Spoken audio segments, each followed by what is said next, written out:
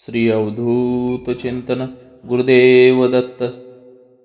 श्री गुरुचरित्र अध्याय 14. साईदेवाचे प्राणसंकट टळले. श्री गणेशाय नमः. श्री सरस्वते नमः. श्री कुलदेवताय नमः. श्री गुरुभ्यो नमः.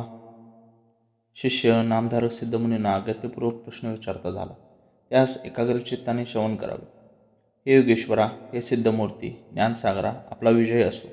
आपण पुढील कथाभाग सांगावा. त्यायोगे आम्हाला ज्ञान प्राप्त प्रदान करावे. पोटशोळ्याने त्रस्त झालेल्या ब्राह्मणावर श्रीगुरूंनी कृपा केली. त्यानंतर काय घडले ते सविस्तर सांगावे. शिष्याचे हे बोलणे ऐकून सिद्धमुनींना समाधान वाटले आणि त्यांनी कामधेनू समान श्रीगुरुचरित्राचा कथाभाग पुढे सांगाव्यास प्रारंभ केला. हे शिष्या, ऐक. श्रीगुरूंनी ज्याच्या घरी भिक्षा स्वीकारली त्याच्यावरती प्रसन्न झाले. त्या ब्राह्मणास गुरुभक्तीची रीत चांगलीच अवगत असल्याने त्या श्रीगुरुपूजन केल्यावर आनंद झाला. तेव्हा त्या साईदेव ब्राह्मणाला श्रीगुरू समाधानपूर्वक म्हणाले, मला तुझ्याविषयी अफार लोभ आहे. तुझ्या वंशात हे भक्तिप्रेम अखंड नांदेल. श्रीगुरूंचे हे कृपावचन ऐकून आनंदित झालेल्या साईदेवाने वारंवार श्रीगुरुचरणास वंदन केले आणि तो म्हणाला, हे जगद्गुरू, त्रयमूर्तीच्या अवतारा, तुझा विजय असो. केवळ अज्ञानामुळे तू मनुष्यरूपात दिसत असलास तरी तुझा महिमा वेदांनाही उमगलेला नाही. तू अवघे विश्व व्यापून राहिला आहेस.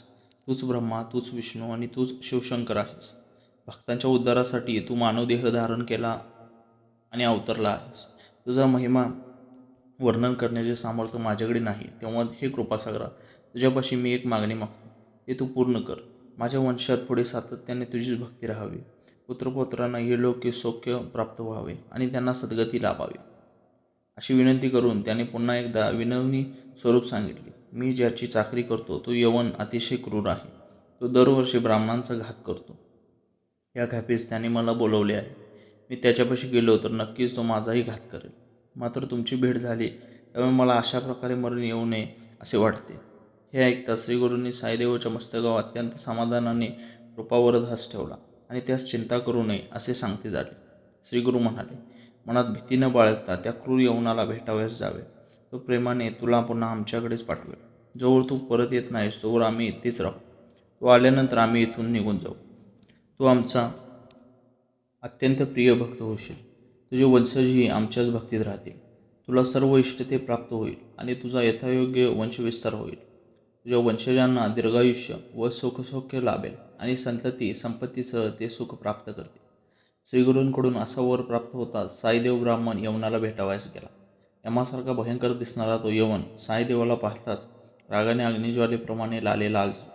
साईदेवाकडे पाहून संतप्त झालेल्या यवन तोंड फिरवून घरात निघून गेला. हे पाहून ब्राह्मण चिंतित झाला आणि श्रीगुरूंचा आठव करू लागला.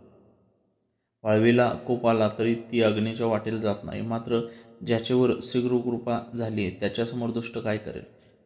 गरुडाच्या पिल्लांना सर्प गिळेल काय? त्यानुसारच त्या ब्राह्मणावर श्रीगुरूंची अपार कृपा होती, म्हणून त्यास यवनाचे भय वाटले नाही. ज्याप्रमाणे ऐरावत सिंहाचे भक्षण करू शकत नाही, त्याचप्रमाणे ज्याच्यावर श्रीगुरुकृपा असते त्यास कळीकाळाचे भय नाही.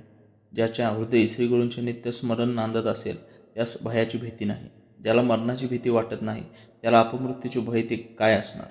ज्याला मृत्यूचे भय उरले नाही त्याला यवनाविषयी भीती का वाटावी? ज्याच्यावर श्रीगुरुकृपेचे कवच आहे त्याला यमाचीही भीती ग्रासत नाही. याप्रमाणे जेव्हा तो यवन घरी गेला तेव्हा एकाकी त्याला झोप येती झाली. त्याचे देहबन हरपले. एकाकी त्याच्या हृदयाला आग जाळू लागल्याचे त्यास जाणवू लागले. तो जागा झाला आणि प्राणांतिक वेदनांनी असह्यपणे तळमळू लागला. त्यास विस्मरण होऊ लागले. कुणी एक ब्राह्मण त्याच्या हातातील शस्त्र आपल्या अवयवांवर चालवत आहे असा त्यास यवनाला भास होऊ लागला आणि एकाकी तो सावध झाला आणि घाई गडबडीने धावत तो साईदेव ब्राह्मणापाशी गेला आणि त्याच्या चरणावर पडून तूच माझा स्वामी आहेस अशी विनवणी करू लागला. तुला इथे कोणी बोलवले? तू येथून निघून जावे असे म्हणून यवनाने त्या ब्राह्मणाला वस्त्रे आभूषणे देऊन त्यास निरोपी दिला. आनंदित झालेला साईदेव तातडीने आपल्या गावी गेला आणि श्रीगुरूंचे दर्शन घेण्याकरता गंगा किनारी पोहोचला. श्रीगुरूंना पाहून त्याने आनंदाने नमस्कार केला आणि घडलेला सर्व वृत्तांत त्यांना सांगता झाला. श्रीगुरूंना परमानंद झाला व ते म्हणाले, ठीक आहे, आता आम्ही दक्षिण दिशेकडील तीर्थे पाहावयास जाणार आहोत. श्रीगुरूंचे हे वचन ऐकून साईदेव हात जोडून विनंतीपूर्वक त्यास सांगता झाला, आता आपले चरण सोडून अन्यत्र कुठेही जाणार नाही. मला आपणासोबत यायचे आहे. आपल्या चरणांपासून दूर राहणे मला शक्य नाही. हे कृपा सिंधू, तूच मला या संसार सागरातून पार करू शकतोस. सागरपुत्रांच्या उद्धारासाठी भगीरथाने गंगेला पृथ्वीवर आणले. त्याचप्रमाणे आमच्यासारख्यांचा उद्धार व्हावा यासाठीच आम्हाला आपले दर्शन घडले आहे. तुझे भक्तवत्सल अशी ख्याती आणि तेच तुझे ब्रीदवाक्य आहे. आम्हाला टाकून जाणे आपणास योग्य वाटेल काय? मी तुमच्यासोबत येणार आहे, असे म्हणून साईदेव श्रीगुरुचरणी वंदन करता झाला. त्या ब्राह्मणाची ही विनंती ऐकून प्रसन्न झालेले श्रीगुरु त्यावेळी म्हणाले, आम्हाला काही कारणामुळे दक्षिणेत जाणे आवश्यक आहे. या कारणाने मी तुला 15 वर्षांनी पुन्हा दर्शन देईन. मी तुमच्या गावानजीकच वास्तव्य करेन. तेव्हा तुझ्या पत्नी व मुलांसोबत तू माझी भेट घे. चिंता करू नकोस, सुखाने राहा. तुझी सर्व दुःखे संकटे मी दूर केली आहेत असे समज. असे म्हणून श्रीगुरूंनी साईदेवाच्या मस्तकावर हात ठेवून त्याला वचन दिले. त्यानंतर साईदेवाचा निरोप घेऊन श्रीगुरू निघाले आणि वैजनाथ क्षेत्री पोहोचले. समस्त शिष्यांसह तीर्थाटन करीत श्रीगुरू वैजनाथ येथे पोहोचले आणि तेथेच गुरु गुप्तरूपाने राहिले. नामधारक सिद्धमुनीस विनंतीपूर्वक म्हणाला. श्रीगुरूंनी गुप्तरूपाने राहण्याचे का ठरवले आणि त्यावेळेस त्यांनी अन्य समस्त शिष्यगणास कुठे ठेवले? गंगाधर पुत्र त्या श्रीगुरुचरित्राचे वर्णन करीत आहेत, जे सिद्धमुनी नामधारकास विस्तारपूर्वक सांगत आहेत. पुढील कथाभाग विस्तारपूर्वक सांगितला जाईल, तेव्हा श्रोत्यांनी एकाग्र चित्ताने त्याचे श्रवण करावे. सरस्वतीच्या तीरावर साईदेव ब्राह्मणाला श्रीगुरूंनी वस्त्रे आभूषणे दिली. अमृतरूपी श्रीगुरुचरित्राचे हे यवनापासून रक्षण केलेल्या भाग्यशाली साईदेव ब्राह्मणाविषयीचे आख्यान आहे.